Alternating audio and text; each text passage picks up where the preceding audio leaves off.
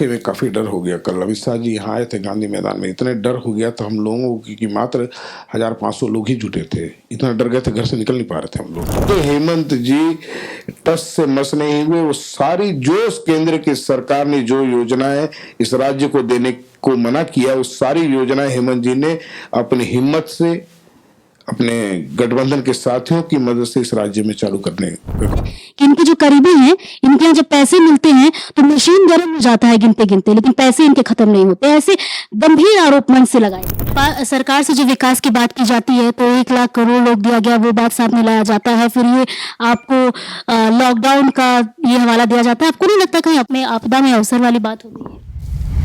झारखंड में विधानसभा चुनाव का मौसम चल रहा है और ऐसे में देखिए हम यहाँ पर दुमका विधानसभा क्षेत्र में खड़े हैं और यहाँ पर जेएमएम प्रत्याशी वसंत सोरेन जी हैं और वसंत सोरेन जी जेएमएम की ओर से यहाँ पर फिर से दोबारा चुनावी मैदान में हैं और हमारे साथ इस वक्त मौजूद हैं। आइए इनसे बातचीत करते हैं चुनावी मुद्दों को लेकर। सबसे पहला सवाल आपसे सर कि क्या लगता है आपको कि जनता का आशीर्वाद मिलेगा कि नहीं, तीर धनुष इस बार फिर से क्षेत्र में आए? उम्मीद है, जो मैंने काम किए हैं, जो विश्वास मैंने उन लोगों का जीता है, तो लोगों की मांग है कि मैं वापस उनके बीच, उनके सेवा के लिए उनके साथ रहूं, उनके बीच रहूं। तो उम्मीद है कि दोबारा मेरे पक्ष में वोट हो। जी। उपचुनाव के बाद सबसे पहला जो बयान आपका सामने आया था कि इसे उपराजधानी का दर्जा तो दिया गया लेकिन उस प्रकार विकास नहीं हुआ। आप यहाँ पर विधायक के तौर पर रहे, साथ ही साथ मास्टर प्लस पॉइंट ये भी कह ले कि मुख्यमंत्री के छोटे भाई हैं आप। इस तमाम अथॉरिटी जो आपको मिली है उसके बाद आपने क्षेत्र में विकास को लेकर कौन से ऐसे अहम पहल हैं जो आपने उठाए हैं? देखिए, इस क्षेत्र को कई चीज़ों से वंचित था। जब मैं यहाँ से विधायक हुआ तो कई ऐसी चीज़ें थी जिस पे काम होना बहुत ज़रूरी था।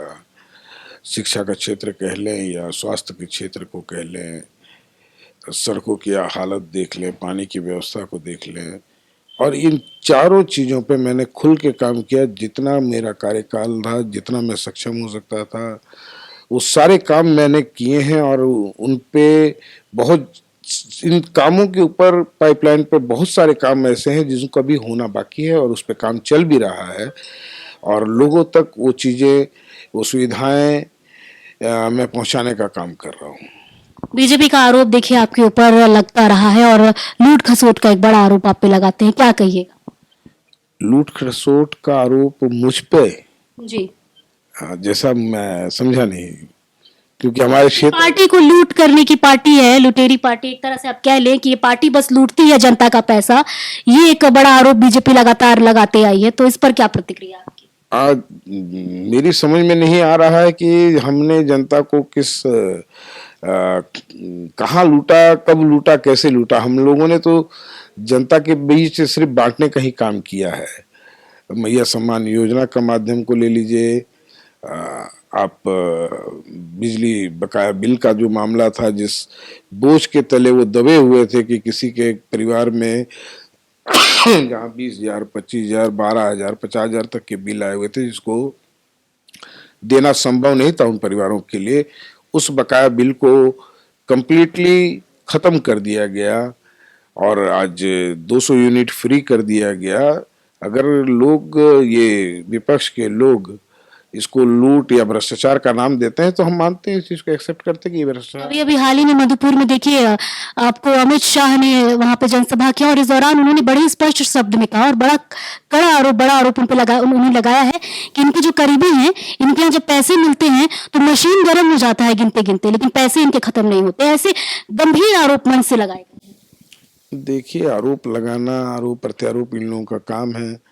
जिस चीज पे बात होनी चाहिए वो बात तो इनके कोई नेतागण हो, चाहे अमित शाह जी हो, चाहे मोदी जी हो, या उनके नीचे के जितने नेतागण हैं, उनके मुख से हम लोगों ने कभी ये सुनने का काम नहीं किया कि, या सुनने को नहीं मिलता है कि उन्होंने इस देश के लिए, इस राज्य के लिए विकास की कौन सी योजना चलाई है जिससे ये देश प्रगति की ओर जाए। यहाँ के युवा भटक रहे हैं, उनके लिए क्या किया, स्वास्थ्य के क्षेत्र में क्या किया, ऐसी कौन सी कल्याणकारी योजनाएं उन्होंने धरातल पर उतारने का काम किया। इस राज्य से सबसे बड़ी बात है प्रधानमंत्री आवास का जो पैसा था उसको 3 साल कंप्लीट 3 साल तक खत्म कर दिया, बंद कर दिया, उसका पैसा देना बंद कर दिया। आप इसी से सोच सकते हैं, एक छोटी सी उदाहरण दिया मैंने, ये ऐसी कई चीजों का जो है चीजों को इन लोगों ने बंद करने का स्वतः व्यवहार किया इस राज्य के साथ। उसके बावजूद हेमंत जी टस से मस नहीं हुए। वो सारी जो केंद्र की सरकार ने जो योजनाएं इस राज्य को देने को मना किया, उस सारी योजनाएं हेमंत जी ने अपनी हिम्मत से, अपने गठबंधन के साथियों की मदद से इस राज्य में चालू करने का काम। देखिए, सरकार से जो विकास की बात की जाती है तो 1 लाख करोड़ लोग दिया गया, वो बात सामने लाया जाता है। फिर ये आपको लॉकडाउन का ये हवाला दिया जाता है। आपको नहीं लगता कहीं आपदा में अवसर वाली बात हो गई है?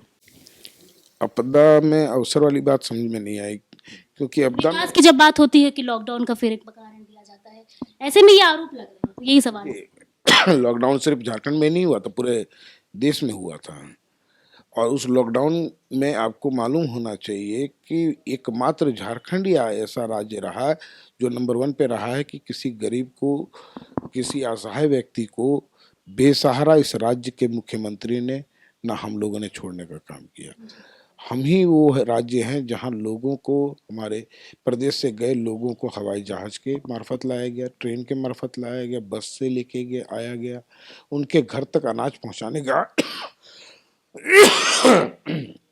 उनके घरों तक अनाज पहुंचाने का काम किया। सिर्फ इसी राज्य ने वो काम किया। किसी राज्य ने इतनी तत्परता से इस काम को करने का किसी राज्य ने काम नहीं किया। इस राज्य ने उस महामारी के समय में बहुत बढ़ चढ़ कर हिस्सा लिया। उसमें हम लोग काफ़ी हद तक बाहर, जो जब लॉकडाउन में लोग घर के अंदर बंद हो देते, हम लोगों ने घर के बाहर जा करके लोगों को मदद करने का प्रयास किया है। बस 2 सवाल और रहेगा मेरा। पहला ये कि मैया सम्मान योजना काफ़ी मास्टर स्ट्रोक की तरह ये योजना काम कर रहा है। आप ग्राउंड लेवल पर जा रहे हैं, लोगों से मिल रहे हैं, महिलाओं का कैसा रिस्पॉन्स मिल रहा है? बहुत अच्छा मिल रहा है।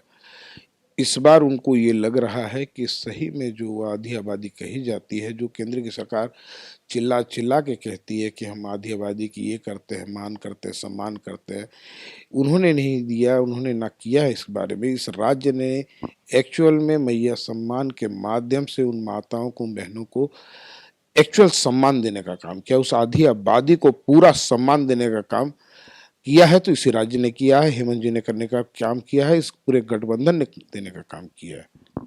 देखिए, पार्टी लगातार, आपके विपक्ष में जो पार्टी है वो लगातार यहाँ पे प्रचार प्रसार कर रहे हैं, बड़े बड़े दिग्गज नेता आ रहे हैं। आरोप ये भी है कि आप लोग डर गए हैं, क्या कहिएगा ऐसे में?